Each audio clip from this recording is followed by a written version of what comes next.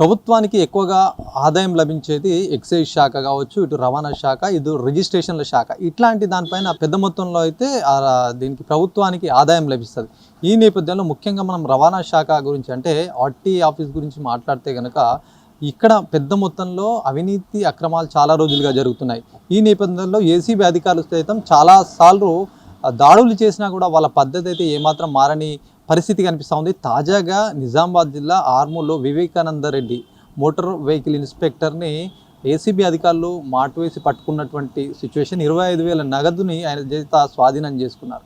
ముఖ్యంగా ఇది ఈరోజు కాదు, గతంలో సైతం ఇట్లాంటి పట్టుబడులు జరిగాయి. ఏసీబీకి చాలా అవినీతి అధికారులు సైతం దొరికినటువంటి క్రమం. ముఖ్యంగా ఒకవైపు పోలీసు శాఖలో కావచ్చు, ఇటు రెవెన్యూ శాఖలు కావచ్చు, ఇటు రవాణా శాఖ, ఇట్లాంటి శాఖలపైన పెద్ద మొత్తంలో ఏసీబీ అధికారులు అయితే తనిఖీలు నిర్వహించారు. దాడులు సైతం చేసినటువంటి ఘనత నిజామాబాద్ జిల్లాలో చోటు చేస్తుంది. గతంలో ప్రస్తుతం ఏదైతే రవాణా శాఖలో జరిగినటువంటి ఈ తంతు మొత్తం జిల్లా వ్యాప్తంగా కుదిపేస్తుందని చెప్పచ్చు. ఎందుకంటే రవాణా శాఖలో ఏ పని జరగాలన్నా, ఉదాహరణకి మనం తీసుకుంటే మొత్తం రవాణా శాఖలో ఒక వ్యక్తి నేరుగా వెళ్ళనటువంటి పరిస్థితి అయితే ఉంటుంది. ఎట్లాంటి ఒక రిజిస్ట్రేషన్ చేసుకోవాలన్నా, రెన్యువల్ చేసుకోవాలన్నా, లైసెన్స్ తీసుకోవాలన్నా, ఇట్లాంటి చాలా పనులు అయితే ఉంటాయి చేయించుకోవడానికి. ఇట్లాంటి పనులని నేరుగా ఏ వ్యక్తి కూడా ఆఫీస్లోకి వెళ్ళినటువంటి పరిస్థితి ఉందంటే మనం అర్థం చేసుకోవచ్చు. ఎక్కడికి ఏ పని చేయించుకోవాలని వెళ్ళినా కూడా ఏజెంట్లు ఖచ్చితంగా దళారుల పాత్ర వహిస్తారు. ఈ నేపథ్యంలో చాలా రోజులుగా, చాలా ఏళ్ళుగా రవాణా శాఖలో అవినీతి పేరుకుపోయినట్టుగా కూడా చర్చలు అయితే జరిగాయి. ఇది వాస్తవానికి కళ్ళకు కట్టినట్టు కూడా బయటపడినటువంటి సిచ్యువేషన్.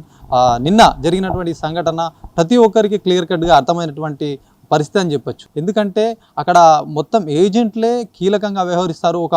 దానికి సంబంధించి ప్రపోజల్ వెళ్ళినప్పుడు ఏదైతే ఫామ్స్ పైన కొన్ని కోడ్లని కూడా పెట్టుకుంటారు. వాళ్ళకి వీళ్ళకి మధ్యలో ఏదైతే కోడ్ ఉంటుందో ఆ కోడ్ పైనే ఏజెంట్ లోపలికి పంపించారనే అంశం పైన ఇదంతా నడుస్తూ ఉంటుంది. ముఖ్యంగా ఏసీబీ అధికారులు గతంలో తనిఖీలు సైతం నిర్వహించినప్పుడు అక్కడ ఉన్నటువంటి ఏజెంట్లే చిక్కారు.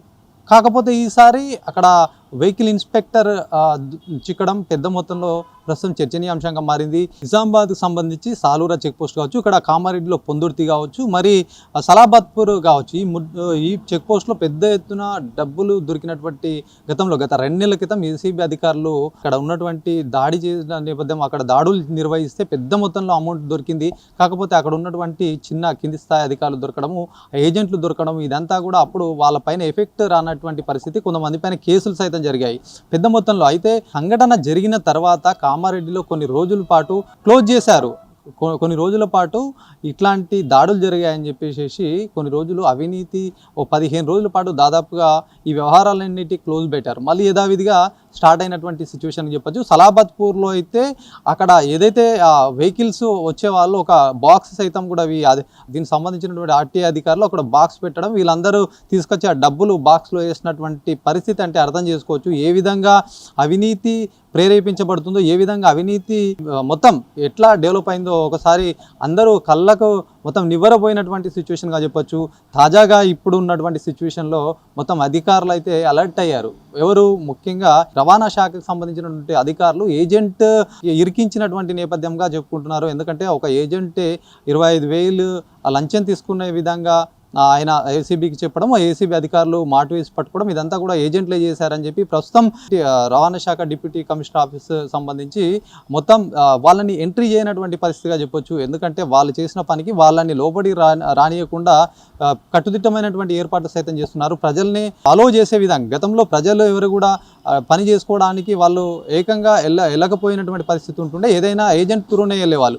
ప్రస్తుతం ఏజెంట్లకు దారులన్నీ మూసుకుపోయేటట్టు ఇప్పుడు ఇక్కడ బాన్స్వాడ కావచ్చు, బోధన్ కావచ్చు, ఆర్మూర్ కావచ్చు, నిజామాబాద్ సంబంధించినటువంటి రవాణా శాఖ అధికారులు సైతం ఏజెంట్లని లోపలికి రానియకుండా చేస్తున్నటువంటి పరిస్థితి. ఎందుకంటే వాళ్ళే కీలకంగా ఇన్ని రోజులు వ్యవహరించారు, వాళ్ళే ఇప్పుడు ఇట్లాంటి పరిస్థితిని తీసుకొచ్చారు కాబట్టి వాళ్ళని ప్రస్తుతం అయితే లోపలికి ఎంట్రీ చేయనియటువంటి పరిస్థితి. ఎక్కడ చూసినా రవాణా శాఖ కార్యాలయాలన్నీ ప్రస్తుతం సైలెంట్గా మారిపోయినాయి. అంటే ఎంతముందు హడావిడి చెలరేగుతూ ఏజెంట్లే బయటకు లోపలికి తిరిగేవారు. ప్రస్తుతం ఇప్పుడు అదంతా కూడా నిర్మానుష్యంగా మారినటువంటి సిచ్యువేషన్గా చెప్పొచ్చు.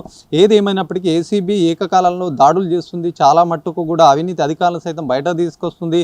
గత కొన్ని 7-8 నెలలుగా దాదాపు 150 మందిని ఏసీబీ అధికారులు వలవేసి పట్టుకొని వాళ్ళని రిమాండ్కి తరలించారంటే దీన్ని బట్టి అర్థం చేసుకోవచ్చు. రాష్ట్ర వ్యాప్తంగా ఇప్పటికే పెద్ద ఎత్తున 150 మందిని అవినీతి అధికారులని పట్టుకున్నటువంటి సిచ్యువేషన్. మరి ఏసీబీ ఎక్కడ ఎప్పుడు దాడి చేస్తుందో ఎవరికి తెలియని పరిస్థితిలో ఇప్పుడు అలర్ట్ అయినటువంటి పరిస్థితి.